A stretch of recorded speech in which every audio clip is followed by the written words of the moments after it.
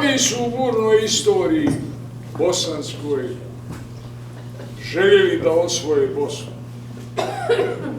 I svi su se polomili. A onda kad su vidjeli da je ne mogu osvojiti, govorili su da nema Bosne. Pa koga si onda želio osvojiti, jado? A ja i njima svima stalno poručujem kako bola nema Bosne, a Neretva huči. Kako bola nema Bosne, a Miljacka teče. Kako bola nema Bosne, a Sana ide, ti misliš da ona ne ide, sagni se hajvanu, pogledaj.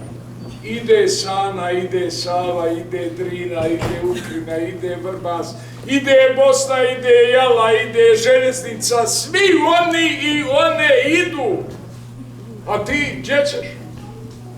Nemaš kud. Ide bolan Ugar, u njega utiče i Lonska, tu riba ima, tu si ti trebao ribe fatat, pa nemoj kuću rušati. Ti si trebao otići na onu unu, zasje sa komšijama i zapjevat Ahme raka u večeri rane, a ne se fatat granata i djecu po gradovima ubijat. Sram te bilo da imaš imalo duše ko što je nemaš, ti bi znao dok god te rijeke teku, Bosne ima, a vala i Hercegovine.